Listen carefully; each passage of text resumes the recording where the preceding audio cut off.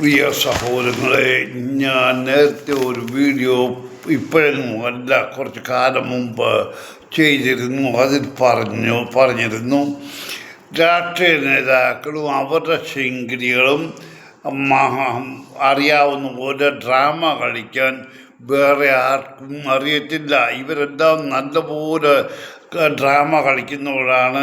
ഏത് സ്റ്റേജിലും അവർ കളിക്കും.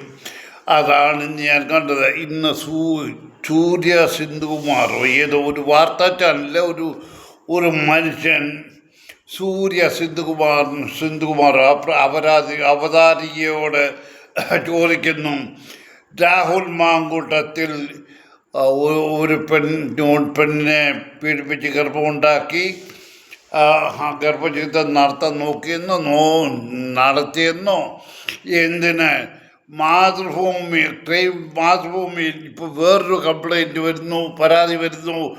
ഒരു പെണ്ണിനെ കൂടെ ഗർഭിണിയാക്കി അവളെ ആദ്യം ഗർഭിണിയായ പെണ്ണും അവിടെ ബന്ധുക്കളും കൂടി ബാംഗ്ലൂരിൽ കൊണ്ടുപോയി അബോർഷൻ നടത്തിയെന്നുമൊക്കെ ഇതൊക്കെ ക്രൈംബ്രാഞ്ചിന് റിപ്പോർട്ട് കിട്ടിയിട്ടുണ്ടെന്ന്. എങ്കിൽ താങ്കൾ എന്തിനാ കിടന്ന് അലയ്ക്കുന്നത്?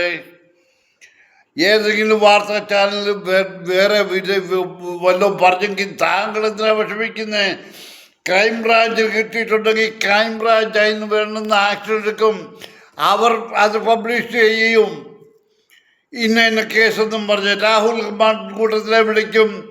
കാരാന്ത ഗർഭമുണ്ടെന്നും പറഞ്ഞു രാഹുൽ മാങ്കൂട്ടത്തിൽ ബാംഗ്ലൂരിൽ പോയി ഒപ്പിടണോ? അത് നീ എന്താടാ പോകാഞ്ഞത്? ആ പെണ്ണിൻ്റെ അപ്പനായിട്ട് എന്താ കേരളത്തിൽ അബോർഷൻ നടത്താൻ സൗകര്യമില്ലായിരുന്നോ? അതോ ബാംഗ്ലൂരിൽ പോയാൽ സ്റ്റെഫിയും ഫാദർ കോട്ടൂരും എല്ലാം കൂടെ കുർബാന അർപ്പിച്ചപ്പോൾ സ്റ്റെഫി അങ്ങനെ ചെയ്തിട്ടില്ലെന്ന് പറഞ്ഞ് സ്റ്റെഫിയുടെ കന്യാചർമ്മം കുത്തിക്കെട്ടിയ പോലെ ബാംഗ്ലൂരിൽ കുത്തിക്കെട്ടാമെന്ന് വിചാരിച്ചോ? അത് കെട്ടിയോ? അല്ലെ പിന്നെ ബാംഗ്ലൂരിൽ വരെ കാശ് മുടക്കി പോയതെന്ന് ഇവിടെ ഗർഭം അർഹിപ്പിച്ചെങ്കിൽ അവൾ പറയട്ടെ രാഹുൽ മാങ്കൂട്ടമാണ് അതിൻ്റെ ഉത്തരവാദി. അല്ല നീ ഒന്നും പറഞ്ഞു രാഹുൽ മാങ്കൂട്ടത്തിൽ കൊണ്ട് നിന്റെ കീഴിൽ വന്നിരിക്കണമെന്നുണ്ടോ? രാഹുൽ മാങ്കൂട്ടത്തിൽ എന്നെ ഗർഭിണിയാക്കി നീ രണ്ട് പെണ്ണുങ്ങൾ പറയട്ടെ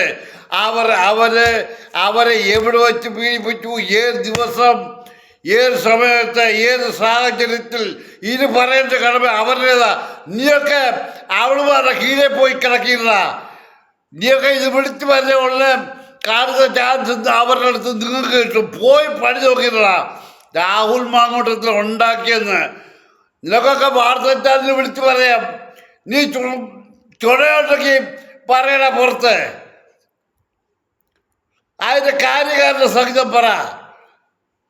മാതൃഭൂമി കണ്ടെന്ന് ക്രൈംബ്രാഞ്ചിന് റിപ്പോർട്ട് കിട്ടുന്നത്. എന്നിട്ട് എന്താ ക്രൈംബ്രാഞ്ച് രാഹുലിനെ അറസ്റ്റ് ചെയ്യാത്ത? നീ ആരെ കഥ പറഞ്ഞു പഠിപ്പിക്കും? നീ പറയുന്നത് കഥ കേൾക്കുന്നുണ്ട്, കഥ പലതുണ്ട്.